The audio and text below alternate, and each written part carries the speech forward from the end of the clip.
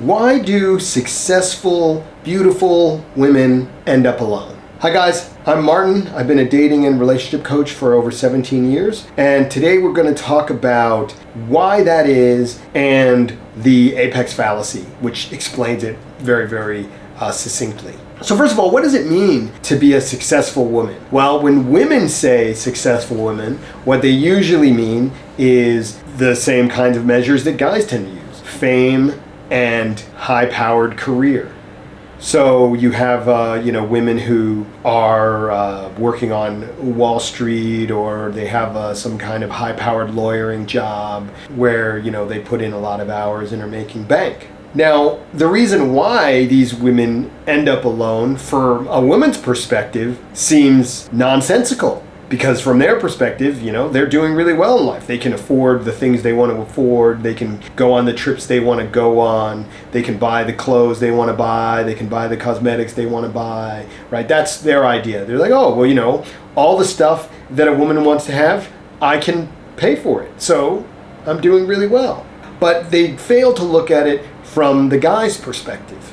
What do guys want from a woman? Now, it's not surprising that women don't spend much time thinking about this, because women who, especially attractive women, have their pick of men. They don't spend so much time thinking about what guys want. In the same way, a lot of guys who have their pick of women don't spend much time thinking about what women want either. It's the rest of us out there who have to spend time figuring out what women want, because if we didn't, we wouldn't get any.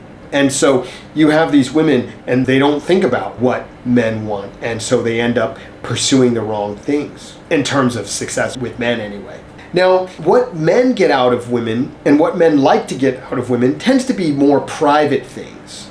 Private things meaning that what you experience from having that woman in your life, how she adds to the quality of your downtime especially. So traditionally, and when I say traditionally, I mean, the last 100 years, something like that, women were in the home primarily, and that was their main role. And so they provided for a good home environment. They took care of the kids. They made sure that there were good meals. That's the kind of stuff that was important, being a good homemaker, right? And that's what guys really liked. And I don't really think that's changed all that much. Now, I think that what has changed somewhat is that men want more of a companion for their experience outside of the house too.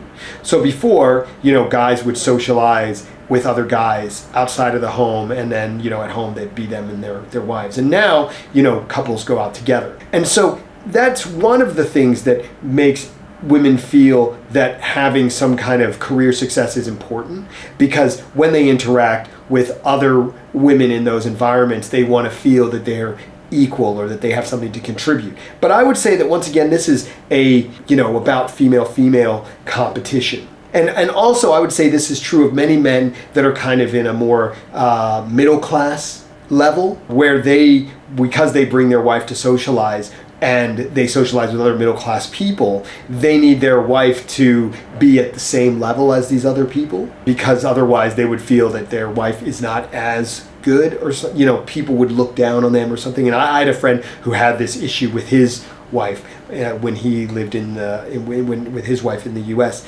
where because she wasn't a college graduate, he felt very uncomfortable about her, with them socializing with the people that were in his social circle. So that's definitely changed some.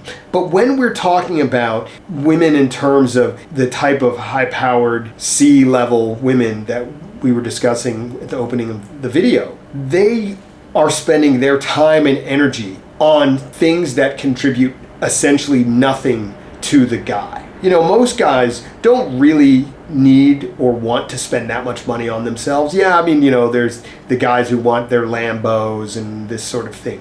But most guys, certainly I don't know any millionaire that owns an expensive car like that.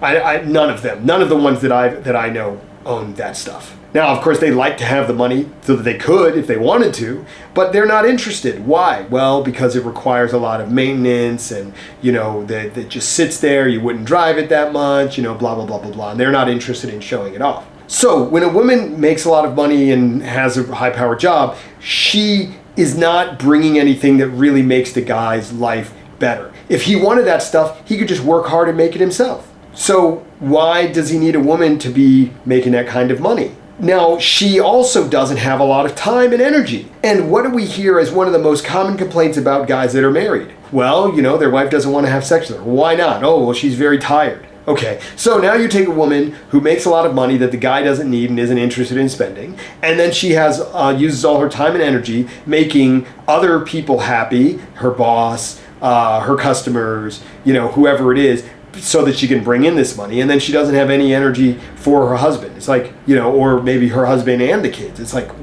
why would somebody want that? So that's the first thing, is that generally speaking, what a woman gets out of becoming successful in conventional ways, those things aren't valued very much by men, especially by men who were successful. And the second thing is the apex fallacy, which I alluded to in the opening. The apex fallacy essentially says that as a woman moves up in the pyramid, and you could sort of think of it as like a social hierarchy in terms of attractiveness, money, those resources. As she moves up, women want to date guys that are at their same level or higher, right? So they generally want to date a guy who makes a similar amount of money or has a similar amount of fame, or someone who has more money and fame than them. And usually a guy who's also older. So as a woman gets older, as she gets more successful, more famous, more wealthy, the number of guys who are above her, who she thinks, wow, who she's impressed by, gets smaller and smaller. Whereas for guys, it's the reverse. As guys move up, the more women they have access to. And so she gets a smaller pool of guys to choose from, and those guys have a larger pool of women to choose from. Now, obviously, not every woman is like this. So, some women, they might have a particular passion for something. Let's say you're a guy and you're an artist. She might have a particular passion for art, and the fact that you don't make much money from your work doesn't really matter to her because she's really into that thing about you. And so she could like you a lot, but that doesn't necessarily mean that she'd be happy to be with you. I was watching a podcast recently that was about a guy talking about how women now want to be able to choose. And the guy was talking about a couple that he worked with where before they had kids, she made most of the money and he was didn't really, he was, like an artist of some kind. But when she had kids, she wanted to be able to stay home, but she couldn't because he didn't make enough money for her to be able to stay home. And so this created some tension in their relationship. So even though she might theoretically be interested in a guy who's not doing as well as her, actually that cuts off a lot of options for her. So while theoretically it could be nice and work out, practically a lot of times it doesn't. And I've also read some studies showing that women who make more money feel the need to do more in the household, in the home, because the theory, the theory is that because the dynamic in the relationship is a little bit flipped, the women feel that they have to do something to sort of assert their femininity more. And so to feel that they're like asserting their femininity more, they end up doing more housework, even though, the guy doesn't really make as much money. So, this is one theory about how the dynamic of the woman being the more successful person can create some unusual dynamics in the marriage. So I think that those are a few of the reasons. It's just basically that women being successful in conventional sense just it's not very attractive to men. It doesn't add a lot to them. It doesn't really excite them or make them more interested in her. And conversely, for women, it doesn't really add that much to their lives either.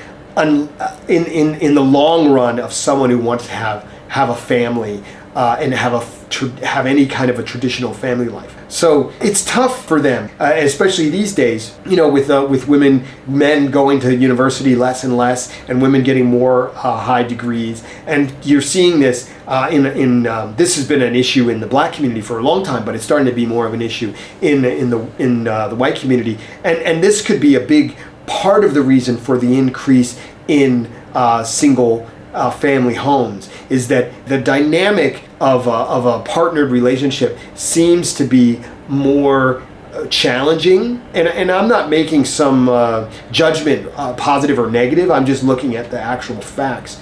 That it seems to be that this dynamic is more challenging when you have a woman who is making more than the guy, and it's not really that surprising, actually, when you think about what it is that people want in a relationship. And I remember when I was growing up, and my mom used to tell my sister when she got her first job not to wear such expensive clothes, not to wear such expensive jewelry, because it would eliminate many guys who would be good options for her from thinking that she was someone that they would want to date. And I've experienced that too, where there are women who, because they want to spend their money in ways that I think are frivolous, even though I could afford to spend money on them in that way, I don't really want to, and I don't really support them doing that. And so I eliminate them as people that I would want to be serious about. And so I think that that's another issue for a lot of these women who decide to work really hard to make a lot of money so they can buy material things. From a guy's perspective, this is not a good trait in a woman for her to be very focused on material things. Because clearly her being focused on material things doesn't bring the guy any value, it just costs him money. And it also shows that she's very focused on image and on the competition with other women, rather than focused on her relationship and her man and making a happy life for them together.